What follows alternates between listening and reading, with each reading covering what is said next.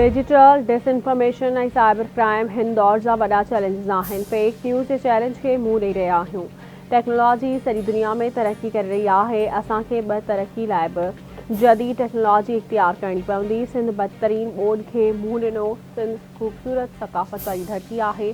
PP chairman Bilawal Bhutto Zardari जो बहरान university Jamshoro में convocation की खिताब। जामशोरे की Mehran university of engineering and technology में 28वीं convocation PP chairman Bilawal Bhutto Zardari शरीक। सिंध जो वॾो वज़ीर सैयद मुराद अली शाह, सीनियर वज़ीर शर्जील इनाम मेमन, तालीम जो वज़ीर सरदार शाह, सिंध असम्बली जो स्पीकर अवैस कादिर शाह, ज़ुल्फ़कार अली शाह ऐं ॿियनि जी बि शिरकत। PP chairman Bilawal Bhutto Zardari PhD ऐं 58 मास्टर्स जे शागिर्दनि खे सर्टिफिकेट ऐं मेडल्स ॾिना। बिलावल भुट्टो ज़रदारी सॉफ्टवेयर इंजीनियरिंग शोबे जे 80 शागिर्दनि खे सर्टिफिकेट ऐं मेडल्स पिणु ॾिना। वॾे वज़ीर सैयद मुराद अली शाह कामयाब शागिर्दनि खे मुबारकूं ॾींदे चयो आहे त डिग्रियूं हासिल कंदड़ समूरा शागिर्द नए दौर में शामिल थी रहिया आहिनि। कामयाब शागिर्दनि खे मुआशरे जी तरक़ी लाइ किरदारु अदा करणो पवंदो। सिक्योरिटी फोर्सेस जो खैबर ज़िले के इलाइक़े बाग में ॻुझे इतला ते ऑपरेशन 4 ख़्वारिजी मारिजी विया। 2 ज़ख़्मी। ऑपरेशन दौरान वॾे अंग में हथियार ऐं गोलियूं हथ कयूं वयूं। ISPR मूजिबि मारिजी वियल ख़्वारिजी सिक्योरिटी फोर्सेस ते हमले ऐं शहर जे क़त्ल में मुलविस हुआ। इलाइक़े में ख़्वारिजनि जे ख़ात्मे लाइ ऑपरेशन जारी आहे। जवान दहशतगर्दी जे ख़ात्मे लाइ पुरज़म आहिनि। KP जे वॾे वज़ीर अली अमीन गंडापुर खे तहरीक इंसाफ़ खैबर पख्तूनख्वा जी सदारत तां हटायो वियो। PTI अॻवान सलमान अकरम राजा जो चवणु आहे त अली अमीन गंडापुर खे हटाए क़ौमी असम्बली मेंबर जुनेद अकबर खे PTI KP जो वॾो सदर नामज़द कयो वियो आहे। इहो फ़ैसिलो जुनेद अकबर जी PTI बानी सां जेल में मुलाक़ात दौरान कयो। एडिशनल रजिस्ट्रार ख़िलाफ़ तौहीन अदालत केस जे मामले ते सुप्रीम कोर्ट जे सीनियर जज जस्टिस मंसूर अली शाह इंफ्राकोर्ट अपील जी बेंच ते एतराज़ वारे छॾियो।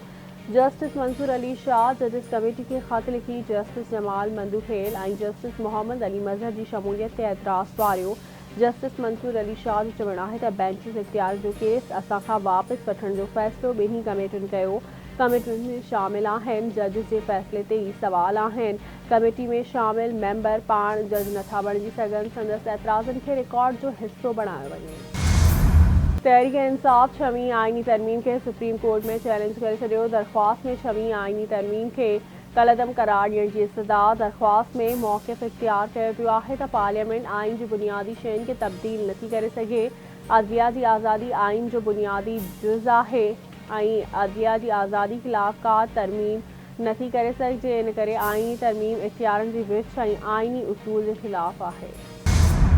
आइन बणाइण ऐं कानून साज़ी करणु पार्लियामेंट जी ज़िम्मेवारी आहे। आइन मुताबिक़ पार्लियामेंट सभ खां सुप्रीम इदारो आहे। बिलावल भुट्टो ज़रदारी वाज़े चई चुको आहे त पीपल्स पार्टी आइन जो तहफ़्फ़ुज़ कंदी। PP पाकिस्तान में आइन जी बालादस्ती ते यकीन रखे थी। सिंध जे सीनियर वज़ीर शर्जील इनाम मेमन जो बयान। संदसि चवणु आहे त सदर आसफरी ज़रदारी सदारती इख्तियारनि में पार्लियामेंट ऐं जमहूरियत खे मज़बूत कयो। मुल्क जे हर इदारे जी ज़िम्मेवारी आहे त इहो पार्लियामेंट मां मंज़ूर थियल आइन जी पासदारी करे। वफ़ाक़ी घरू वज़ीर मोहसिन नक़वी कोयले जी खाणुनि ऐं IT सेक्टर में अमेरिकी सीड़पकारनि खे सीड़पकारी जी दावत ॾेई छॾी।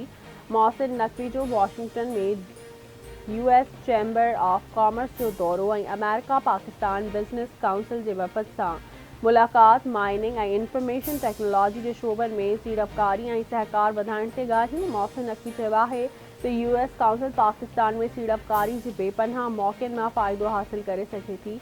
अमेरिकी कंपनियुनि बाबति मसइला तरजीही बुनियादनि ते हल कया वेंदा। पाकिस्तान मुआशी इस्तेहकाम ॾांहुं गामज़न आहे।